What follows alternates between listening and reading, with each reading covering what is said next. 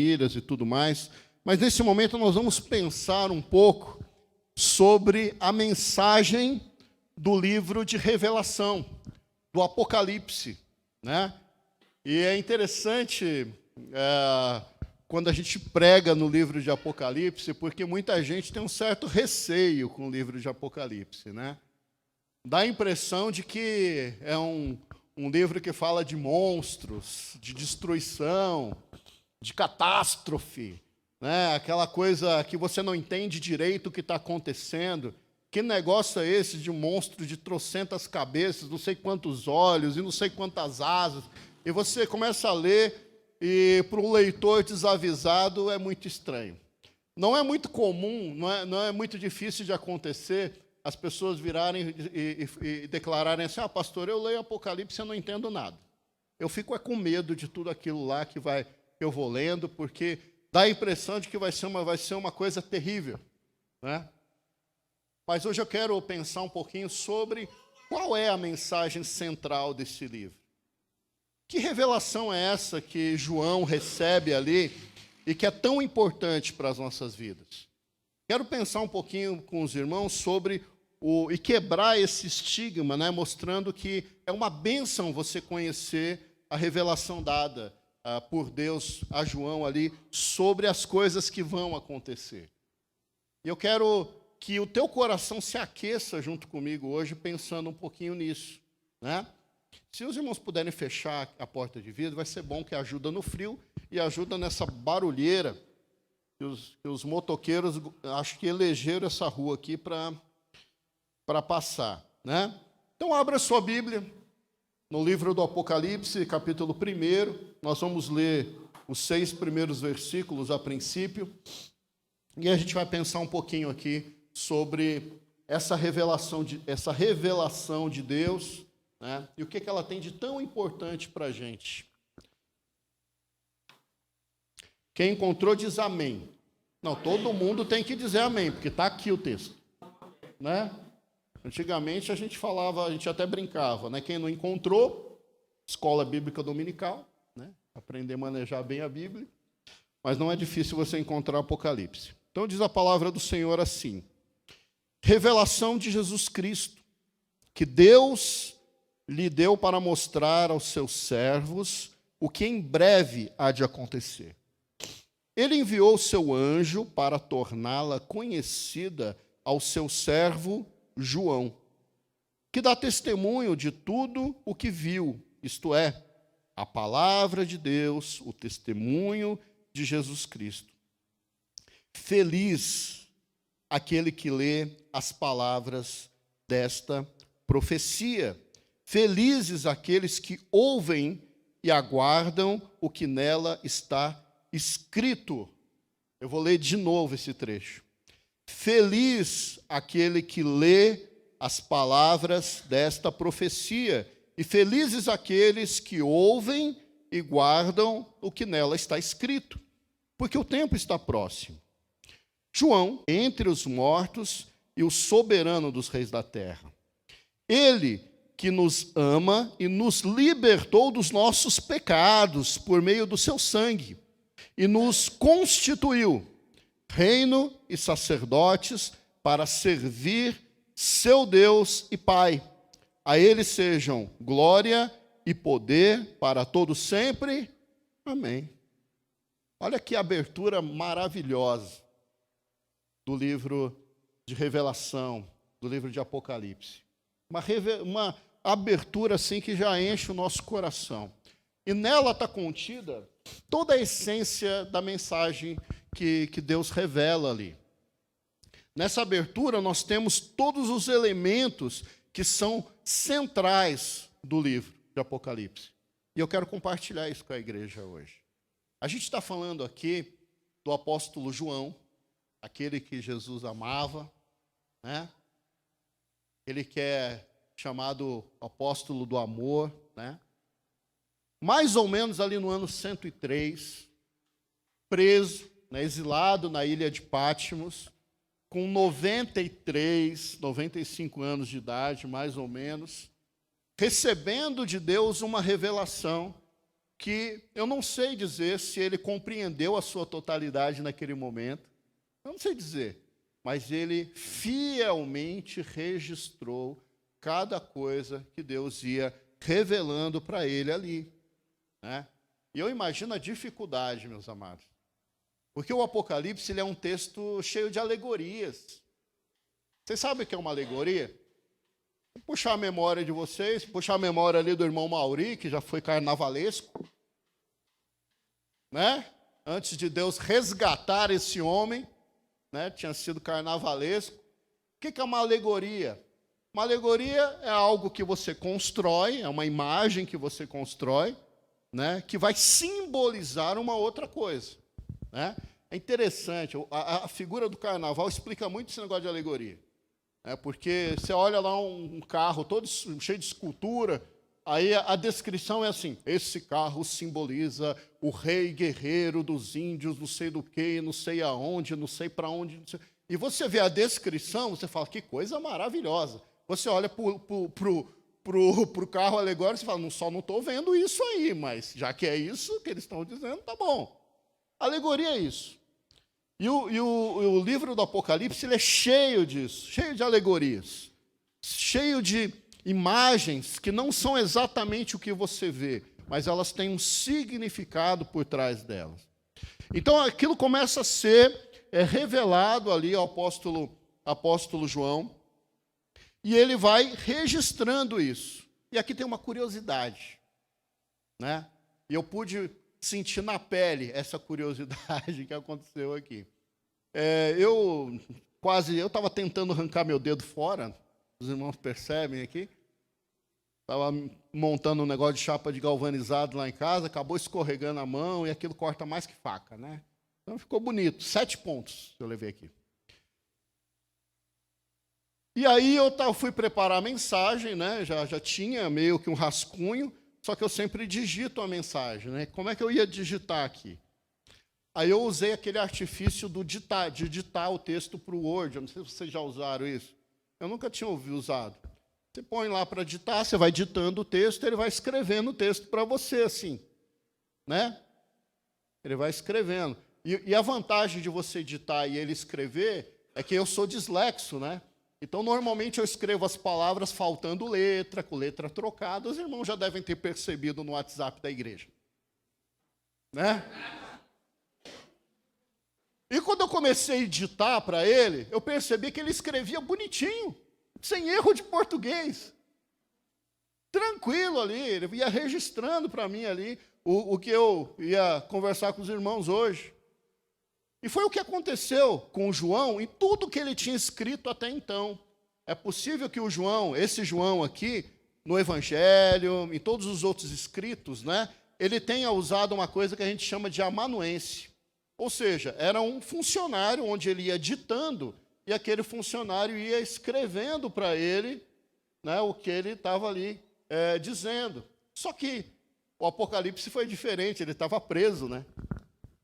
Não tinha ninguém para ajudar ele ali, e ele teve que escrever, provavelmente, com da sua própria mão, do seu próprio punho, ali todo o livro de Apocalipse. Então a gente percebe, inclusive, alguns erros de concordância no original, algumas palavras que você acha meio difícil de encaixar ali no texto. Isso se explica porque ele estava sozinho, ele estava preso ali e teve que escrever ele mesmo, sem a ajuda de alguém, para auxiliar ele aqui nesse livro.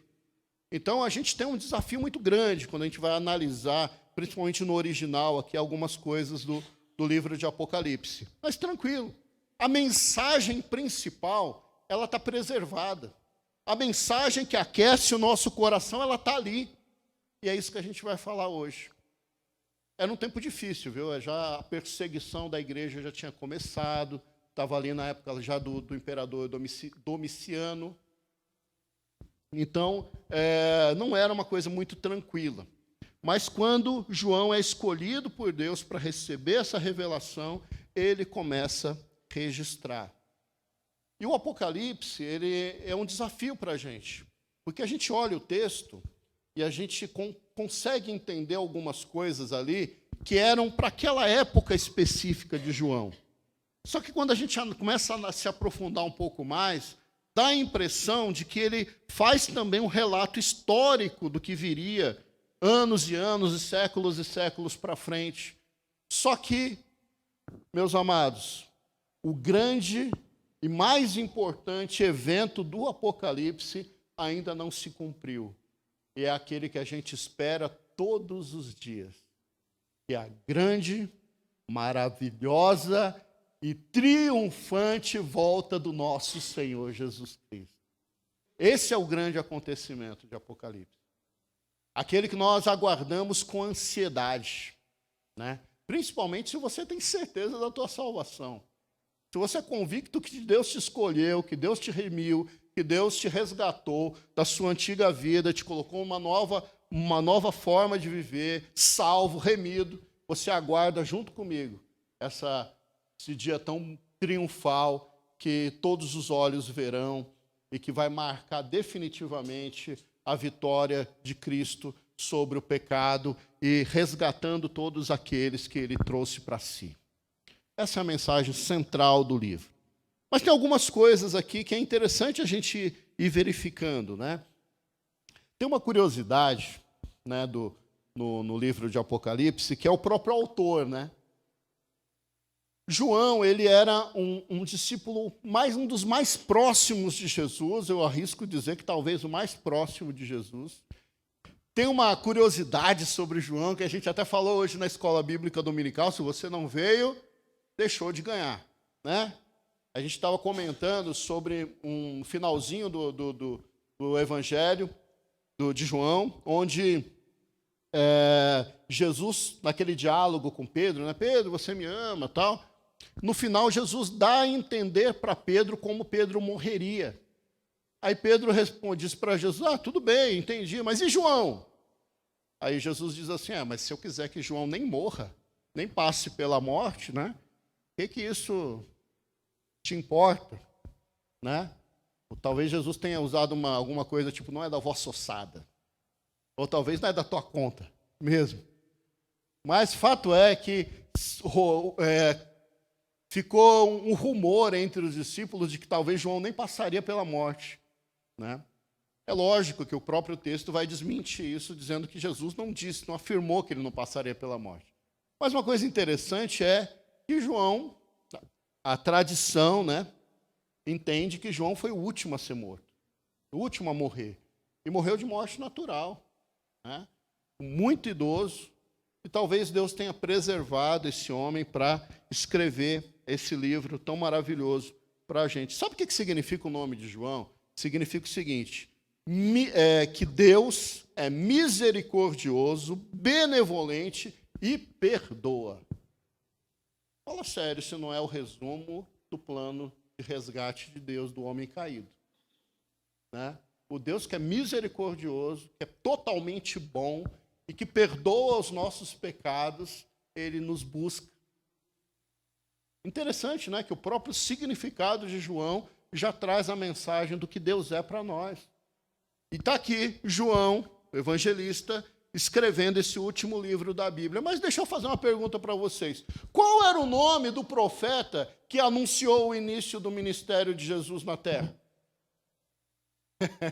Simplesmente João, né?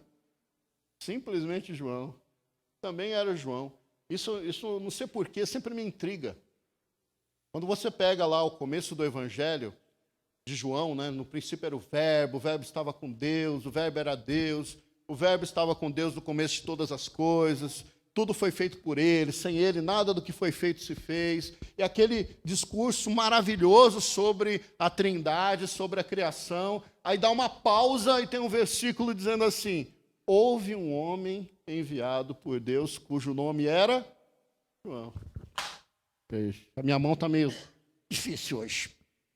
Houve um homem enviado por Deus, cujo nome era João. É uma curiosidade apenas que sempre mexe com o meu coração de compreender essas coisas que Deus tem para a gente.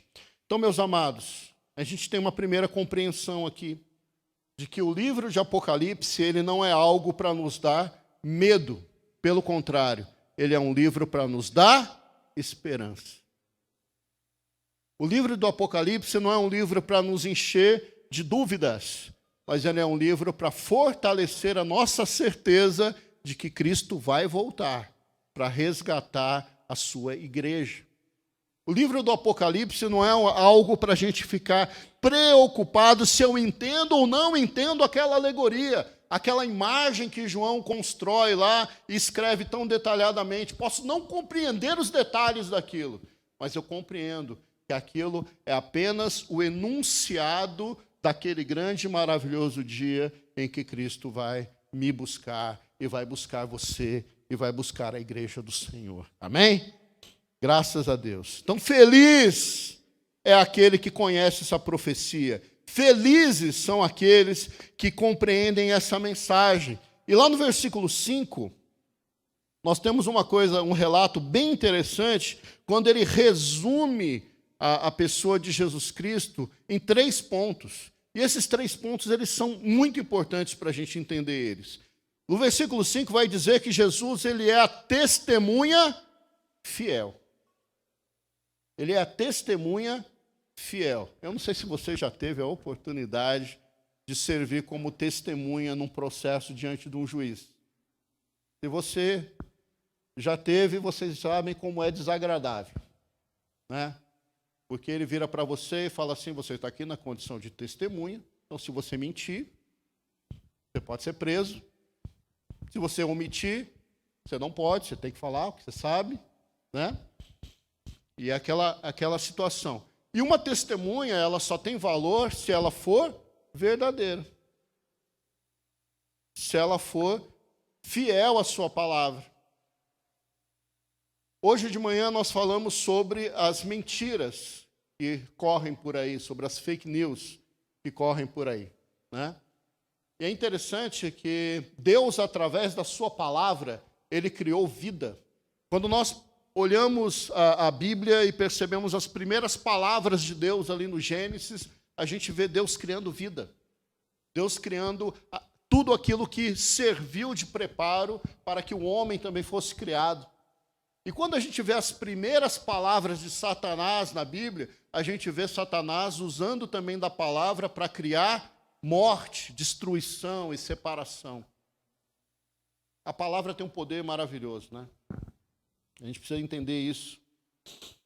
Mas Jesus, ele é uma testemunha fiel. E por que Jesus é uma testemunha fiel? Porque nós podemos crer e empenhar toda a nossa vida na certeza de que aquilo que Cristo ensinou, naquilo que Ele prometeu, naquilo que Ele demonstrou para nós, é verdade e é vida para nós. Ele é a testemunha fiel. E além de testemunha fiel, ele é, também no versículo 5, ele vai ser chamado de o primogênito entre os mortos. O primogênito entre os mortos. Tem várias maneiras teológicas de a gente explicar isso aí. Mas eu gosto de explicar de uma forma muito simples. Quantas pessoas nós conhecemos que ressuscitou na Bíblia? Talvez você faça uma leitura rápida aí e você pode lembrar rapidamente de Lázaro. Certo? Amigo de Jesus. Então Lázaro ressuscitou e está vivo até hoje, é isso? Por quê? Porque aquela ressurreição de Lázaro, ela tinha um propósito para demonstrar o poder e a glória de Cristo. Aquela ressurreição era apenas uma sombra do que a ressurreição verdadeira e definitiva da igreja, dos cristãos e dos fiéis, ela vai significar.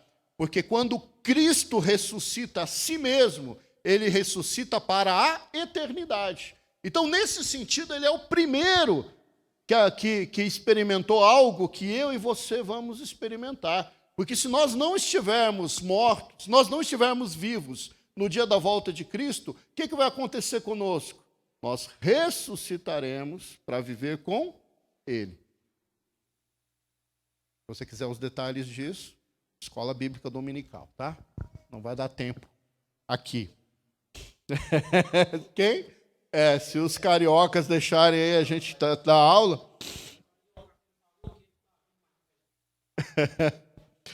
E diz também que ele é o soberano dos reis da terra. Ele é o soberano dos reis da terra, ou seja, o poder de Jesus, a influência de Jesus, o domínio de Jesus se estende por toda a terra. Então ele é colocado para nós como aquele que é fiel, que cumpre a sua palavra, que já é o primeiro daquilo que ele vai fazer com todos nós, que é dar uma vida que não acaba, uma vida eterna. Ele é o soberano, a sua influência, o seu poder se estende sobre a terra, mas apesar dele ser tão maravilhoso e soberano, o versículo vai dizer que ele nos ama. E além de nos amar, ele pagou um preço pela nossa vida. E esse preço foi um preço de sangue, para que eu e você fôssemos alcançados por essa tão grande e maravilhosa salvação. E ele nos dá por herança o privilégio de poder adorar ao Senhor face a face. Então é maravilhoso quando a gente começa a entender a dimensão dessa revelação aqui de Apocalipse. E essa grande, maravilhosa salvação é uma notícia que está lá no versículo 7. E se a gente olhar o versículo 7, ele vai dizer o seguinte: eis que ele vem com as nuvens, e todo olho o verá, até mesmo aqueles que o transpassaram, e todos os povos da terra se lamentarão por causa dele. Assim será. Amém. Então, tudo que nós entendemos vai culminar nesse dia maravilhoso em que Cristo vai cumprir a sua promessa e vai voltar para resgatar a sua igreja.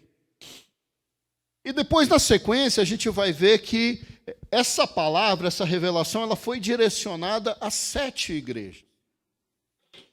7 igrejas que ficavam ali na região da Ásia Menor. E essas igrejas, a gente acredita que eram igrejas reais, comunidades locais, com dificuldades reais, com problemas reais.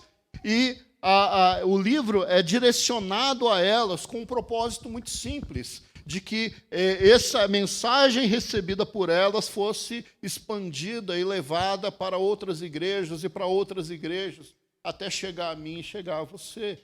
Mas é interessante que é possível que todas essas igrejas citadas aqui fossem igrejas reais, históricas, comunidades locais. E aqui eu quero fazer uma analogia, e eu quero pedir licença para vocês para fazer essa analogia. Existem muitas maneiras de a gente interpretar o Apocalipse, mas aqui eu quero fazer uma analogia. Eu posso olhar o Apocalipse e falar, não, isso aqui é só uma analogia simbólica ali do bem contra o mal. Eu posso olhar e falar, não, isso aqui é só para aquela comunidade local daquele tempo de João mesmo, contemporâneo ali. Posso. Como eu posso dizer que o Apocalipse é um panorama histórico. Tem várias maneiras. Eu quero pedir licença para a igreja, que eu quero fazer com vocês algumas analogias aqui em relação a essas 7 igrejas do Apocalipse. Essas 7 igrejas aqui da Ásia, que a gente vai começar a enxergar elas no capítulo 2. Uma coisa importante que eu preciso destacar antes de começar é trazer a igreja para uma compreensão. Nunca existiu uma igreja homogênea na história da igreja. As igrejas sempre foram as igrejas. Cada comunidade local tem a sua característica, as suas qualidades e os seus problemas. Se a gente olha para a Bíblia, a gente vê que a igreja que ficava em Corinto tinha as suas qualidades e seus defeitos. A igreja de Éfeso tinha as suas qualidades e seus defeitos. A igreja na Galácia tinha lá as suas qualidades e seus defeitos. Nunca houve uma igreja homogênea. Às vezes as pessoas ficam preocupadas, pastor, mas tem tanta placa de igreja. Isso não é novidade. Cada comunidade local, ela tem uma característica, qualidades e defeitos, né? Sempre foi assim. Então, às vezes a gente fala a igreja de tal período, a igreja de tal período, como se fosse algo homogêneo, e não era. Tá? Sempre você vai ter algum contraponto aí, né? E a gente vai pensar aqui um pouquinho. Então, se você abrir a tua Bíblia aí no capítulo 2, nos primeiros versículos de 1 a 7, a gente vai ter uma mensagem direcionada a uma igreja que ficava em Éfeso, né? E era uma igreja forte, era uma igreja que trabalhava, era uma igreja perseverante, ela não tolerava maldade, ela não se inclinava a impostores, ela tinha resistência aos falsos profetas, né, aos falsos apóstolos. Mas o apóstolo João, ele vira e fala assim: vocês têm um problema, vocês perderam o primeiro amor. Vocês perderam o primeiro amor, né? Vocês estão deixando de lado aquela essência verdadeira que é necessário para vocês, né? Vocês estão deixando desaparecer, né, essa verdade de Deus na vida de vocês. Eu estou parafraseando aqui. E quando a gente pensa nisso, a gente percebe que muitas igrejas são assim, né? São igrejas que têm uma fé verdadeira, têm uma fé genuína, têm trabalho, têm volume de trabalho, são reservadas em relação aos falsos profetas. Mas, às vezes, acontece um esfriamento, um distanciamento daquele relacionamento mais íntimo e mais verdadeiro com Deus. E aqui, a crítica a essa igreja é que o primeiro amor se foi. Essa expressão primeiro amor para a gente, no nosso tempo aqui que a gente vive, é interessante, né? Porque a gente compreende isso. É como se é como se perdesse o brilho, né? É como se perdesse o encantamento. Muitos, como eu pedi licença aqui, vou fazer uma analogia, muitos pegam essa primeira igreja aqui, a igreja de Éfeso, para dizer que essa igreja simboliza a igreja primitiva, a igreja apostólica, aquela igreja que viveu, né, todo o fervor da mensagem do Evangelho, verificou ali em loco a descida do Espírito Santo, os primeiros dons, os milagres, tudo que foi acontecendo, mas com o passar dos anos, essa igreja começou a ser contaminada com falsas doutrinas e com falsos mestres, e foi cedendo e foi perdendo aquele primeiro encanto. A gente tem até uma discussão interessante sobre essa questão dos dons especiais, por assim dizer, né? Porque eu não vejo mais a sombra de ninguém curando, né? Eu não vejo isso mais. Então, será se cessaram esses dons? Será se eles deixaram de existir? Ou simplesmente talvez a gente não esteja tão próximo de Deus ao ponto disso acontecer conosco? Eu não sei. A gente não vai fechar essa questão teológica aqui hoje. Mas o que eu quero pensar é que muita gente pega essa igreja de Éfeso e fala: essa igreja é como se fosse ali a igreja primitiva. E depois o texto vai continuar lá no capítulo 2, a partir do versículo 8, e vai falar de uma segunda igreja, que é a igreja de Esmirna. E a gente vai perceber que era uma igreja que passava por grandes aflições, grandes tribulações, problema financeiro, problemas com falsos cristãos, perseguição, prisão e até morte de seguidores de Cristo ali daquela igreja. É uma igreja que sofria muito com a perseguição. E aí a gente pode pegar essa igreja e pensar que essa igreja talvez seja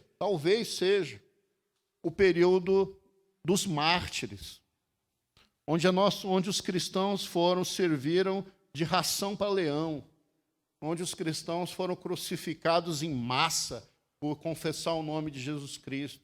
A perseguição, num determinado período da igreja, foi muito forte, foi terrível mesmo, né? E a gente olha aqui para a narrativa que João faz sobre essa igreja de Esmirna e dá a impressão de que pode ser uma referência a esse período que a igreja passaria de sofrimento, né, de perseguição, onde os verdadeiros servos de Deus teriam muita dificuldade para confessar a sua fé. A gente não tem perseguição hoje no Brasil. A gente não tem perseguição hoje no Brasil. Mas a gente tem perseguições ainda em partes do mundo. A irmã Isabel, junto com a irmã Ilka, tem se esforçado sempre para nos lembrar sobre os missionários. E sempre que a gente tem uma notícia, a gente divide com a igreja. Recentemente, um missionário nosso, batista, da Convenção Batista, aliás, da Junta de Missões Mundiais, foi sequestrado, brasileiro. Ele estava, me ajudem aí, acho que num país africano, não lembro qual país agora, me fugiu. Foi sequestrado, a esposa interagindo com os grupos de WhatsApp aqui no Brasil, pedindo oração, na esperança de que o marido pudesse aparecer com vida. E o fim da história dele foi muito triste. O carro foi encontrado, ele foi sequestrado junto com o veículo. O carro foi encontrado queimado, carbonizado, e o nosso missionário estava dentro do carro. E a fé daquela esposa é constrangedora, porque quando encontraram o carro com o corpo carbonizado, ela ainda falou assim: mas eu ainda creio que Deus pode, aquilo pode ser o ladrão e meu marido está em algum lugar, eu só vou fazer o velório dele quando eu tiver o teste de DNA. Mas, uns dias depois, chegou a notícia de que realmente era um missionário nosso, né? Morto, cumprindo o ID de Jesus num país que precisa de Deus. A gente vive num país, meus irmãos, que não tem essa perseguição toda, não tem toda essa pressão sobre as igrejas. E a gente precisa orar e trabalhar para que seja sempre assim. Deixa eu fazer um parênteses aqui muito interessante, muito importante. Nós vivemos num país laico, certo? E muitos políticos querem nos fazer entender que laicidade é ausência de religião. E não é. Laicidade é justamente o contrário disso. Um país laico significa que ele tem obrigação de preservar e proteger toda e qualquer manifestação religiosa. Toda e qualquer. Uma vez conversando com um amigo meu que é umbandista, ele falando sobre aquilo que estava acontecendo no Rio de Janeiro, de alguns traficantes invadir o centro de Umbanda e quebrar tudo, e perguntou qual que era a minha opinião. E eu disse para ele o seguinte: meu amigo, eu defendo vocês, eu defendo a liberdade religiosa de vocês, apesar de não concordar e achar que você está servindo um Deus falso. Mas eu defendo a sua liberdade, porque o dia que tirarem a sua liberdade, vão tirar também a minha. Entenderam? Então, quando alguém perguntar para você sobre liberdade religiosa, diga que você defende toda e qualquer liberdade, porque nela está inclusa a nossa. E o texto vai continuar lá no versículo 12 do capítulo 2, quando João vai falar da igreja que estava em Pérgamo, né? E vai dizer que era uma igreja situada numa cidade muito complicada, uma cidade contaminada, com tudo que não prestava, com idolatria, imoralidade, feitiçaria, violência. Chegaram a matar um membro ali daquela igreja por seguir a Deus. E o texto chega a dizer que aquela cidade era tão complicada que ali habitava o trono de Satanás. Um lugar terrível. Terrível. Deve ser tipo São Paulo. Hã? Gente, Rio de Janeiro, São Paulo está terrível. Era uma igreja que se tornou muito permissiva, né? Aceitando dentro da igreja tudo que não prestava, deixando-se contaminar. E contaminação é um negócio interessante. Nessa minha estripulia, o corte foi fundo, muito fundo, então teve que dar pontos muito perto um do outro, por isso tem 7 pontos aqui no meu dedo. E na hora que eu estava lá sentado, pôs a mão assim na maca, a enfermeira começou a lavar, né, o ferimento. Aí ela falou assim: eu só vou limpar por dentro depois da anestesia. Eu falei: ótimo, muito obrigado. Fico feliz. Feliz.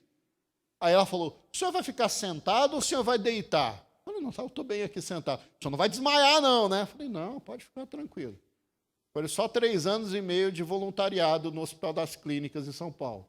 Estou acostumado, não tem problema. Aí, Eu com a mão assim, ela pega um tecido com um furo no meio, para começar a fazer a sutura, né? Aí ela dá o nome daquilo, que é a área estéreo, campo estéreo. Campo estéreo. Quem é da área do ramo aí. Pega um campo estéreo lá, ela colocou, eu olhei para ela e falei, isso aí parece para mim mais um alvo do que um campo estéreo. É onde você vai me fazer sentir dor, né? Mas é interessante que ela coloca aquele campo estéreo, por quê? Porque para um ferimento ficar contaminado, ele não precisa muito. Ele só precisa de uma bactéria, minúscula, invisível aos nossos olhos, suficiente para contaminar um corpo, né? E é o que essa igreja aqui estava vivendo. Ela estava num momento ali, ambientizada num lugar de fácil contaminação. Parece muito com o que a gente está vivendo hoje, sabe?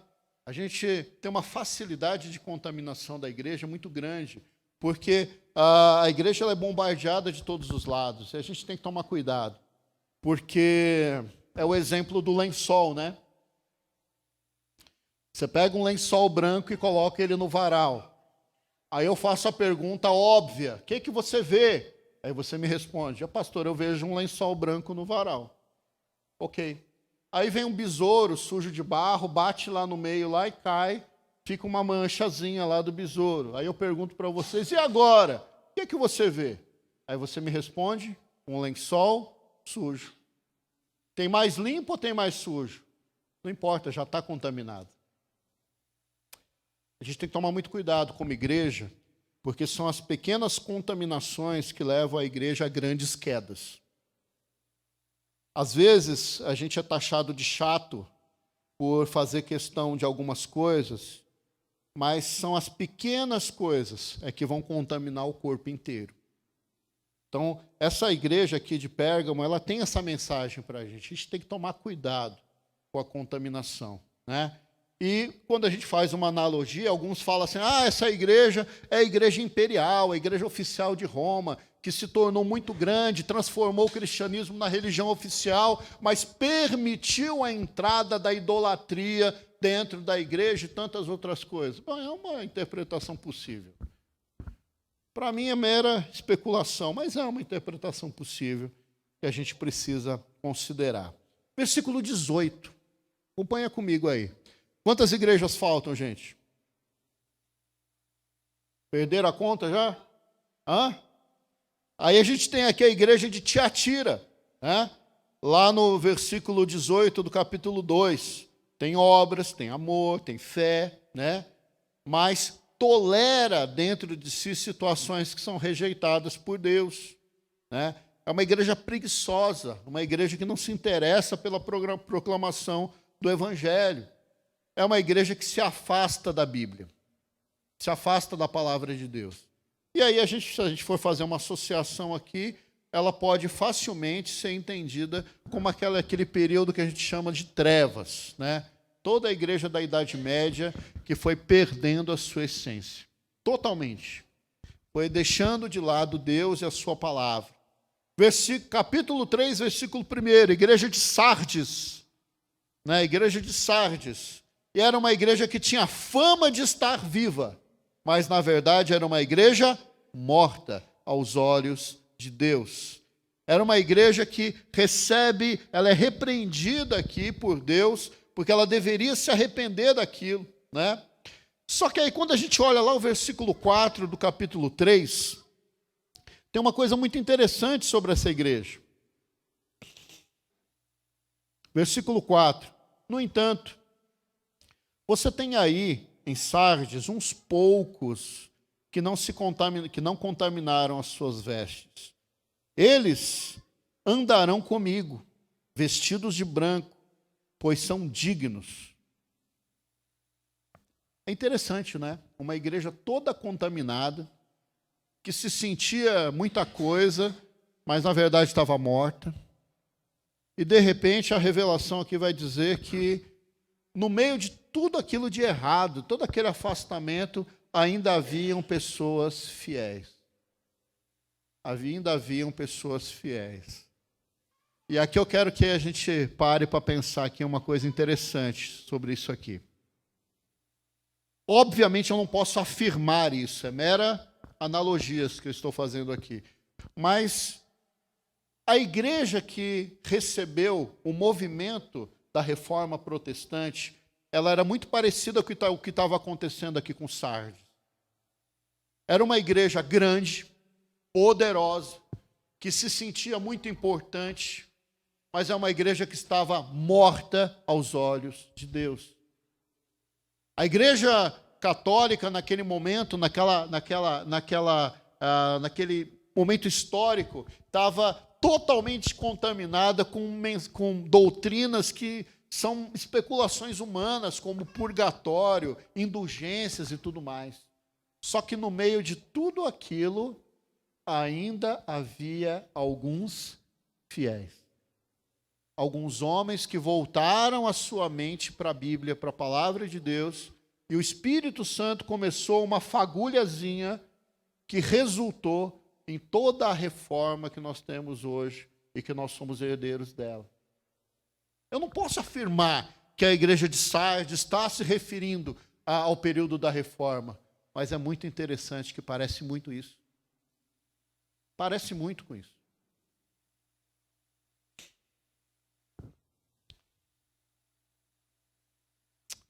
Capítulo 3, versículo 7. A gente tem a única igreja que não sofre nenhuma crítica. Nenhuma crítica. A igreja de Filadélfia. É a igreja que é exaltada pela sua fé, pelo seu trabalho, apesar de ter pouca força, tem grandes realizações. Né? Existe um alerta, na verdade, para que ela permaneça assim, que ela persevere assim. Mas é uma igreja onde a vitória é prometida para ela e ela se tornará coluna, linguagem figurada aqui, coluna do santuário de Deus. Uma igreja realmente abençoada. Novamente fazendo a minha analogia aqui. O que aconteceu depois, na história da igreja, depois da reforma protestante? Foi o período, meus amados, que surgiram os maiores missionários da história da igreja. Foi o período que surgiram os maiores pregadores da história da igreja. Foi o período onde surgiu os maiores teólogos da história da igreja. Tudo que nós vivemos hoje aconteceu nesse período após a reforma. Novamente, eu não posso afirmar isso. Eu não posso dar um de louco aqui e afirmar que essa igreja de Filadélfia está se referindo a esse momento que nós vivemos. Mas parece muito. Parece muito. Só que se toda essa analogia que eu fiz aqui, ela tiver algum sentido, a gente vai chegar na igreja atual, que seria a igreja de Laodiceia. E aí a gente tem lá no capítulo 3, versículos 14 a 22, a descrição da igreja em Laodiceia. Uma igreja morna. Uma igreja que não pode ser classificada nem como plenamente verdadeira e atuante, e nem como totalmente apodrecida e contaminada. Uma igreja morna. Uma igreja muito familiarizada com o secularismo. Uma igreja muito familiarizada com o mundanismo, permitindo que coisas sagradas se misturem com coisas mundanas. Vamos ver comigo aí o versículo 17, capítulo 3, versículo 17.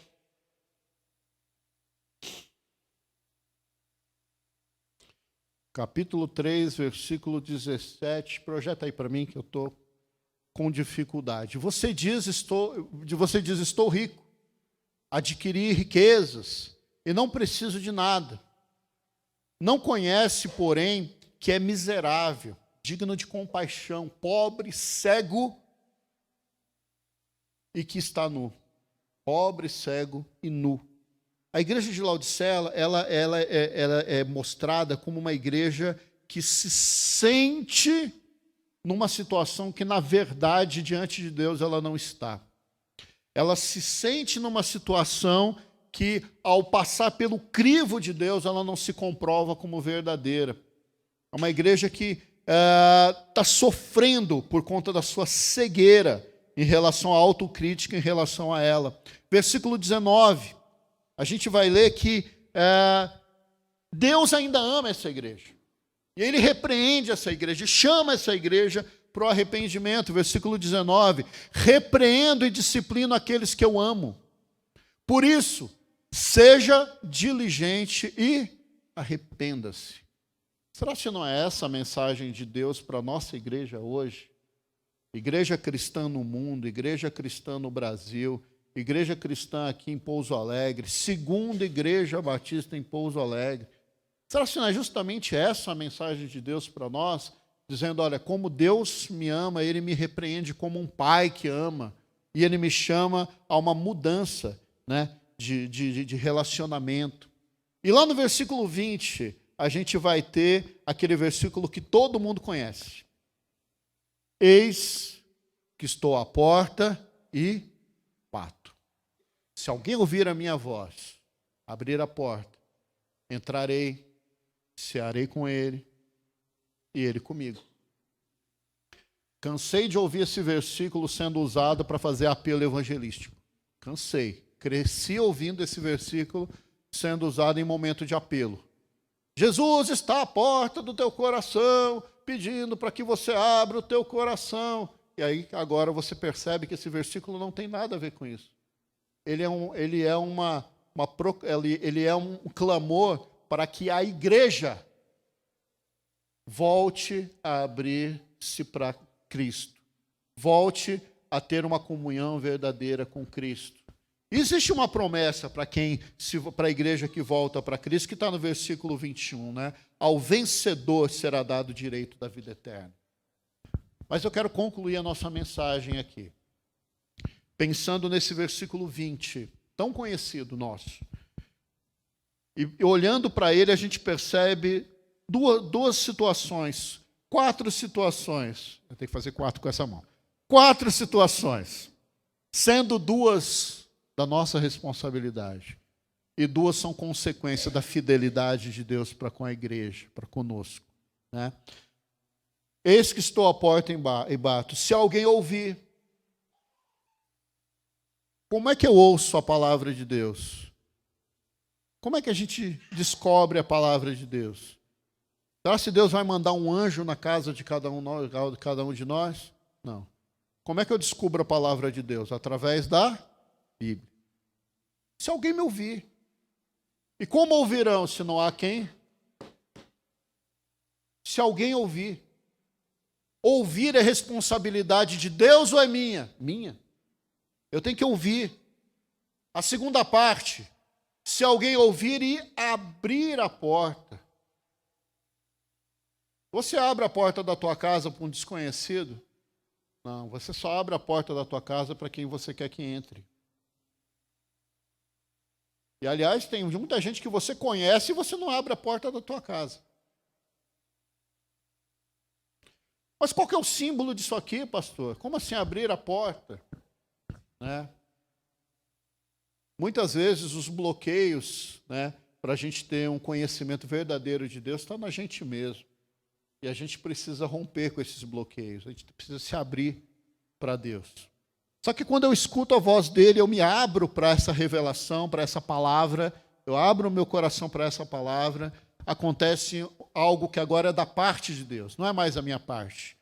Ele diz que ele entra. Não existe ninguém que se abre para Deus e Deus não age. Não existe ninguém que se abre para Deus e Deus não faz uma obra. Não existe ninguém que se abre para a mensagem do Evangelho e o Evangelho não muda essa pessoa. O Evangelho ele tem o poder. O que nós lemos em Romanos? Pois não me envergonho do Evangelho de Cristo, porque ele é o poder de Deus. Para quê? Salvação. De quem? Todo aquele que crê. Ele entra. Ele entra. E por fim, ele se senta à mesa. Aqui é uma coisa interessante. As casas, né, de um modo geral, elas são feitas de uma maneira interessante. Você tem lá o portão da tua casa. E ali no portão da tua casa você recebe muita gente. Você recebe o carteiro, o entregador do Mercado Livre, né? Água e luz. Só que, quando você traz para dentro de casa, você tem a sala da casa. Na sala da casa você recebe quem? Pessoas que você permite que entrem na tua casa. Mas quem você convida para sentar à mesa com você? Vocês percebem que o grau de intimidade é maior? É bem maior. É bem maior. Deus, ele desafia a nossa igreja. Ele desafia nós como cristãos a olharmos para a revelação de Apocalipse e entender que as igrejas, de um modo geral, sempre teriam muita dificuldade. E quando eu falo igreja, eu falo de nós, pessoas que compõem a igreja. Teríamos provações, lidaríamos com falsos mestres, falsos profetas, teria perseguições, mas a essência de tudo é: será se nós estamos com Jesus na nossa mesa, ceando com a gente, almoçando com a gente, ou seja, a nossa comunhão com Ele está legal, está perfeita? Essa é a pergunta que você tem que fazer para você em relação à sua forma de viver o Evangelho, a sua forma de se relacionar com Deus. E toda vez que você olhar para o livro de Apocalipse e sentir medo, não entender o que está acontecendo, você tem que lembrar de duas coisas. O ponto alto é a volta de Cristo, a nova Jerusalém, nós morando com Ele, recebendo como herança essa nova realidade de vida. E o grande desafio é: precisamos ter comunhão com esse Jesus que vai voltar. E eu não sei se vai ser daqui a 1 minuto, daqui a 1 dia, daqui a 10 anos. Mas eu tenho certeza que Ele vai. Amém? Baixa a sua cabeça, vamos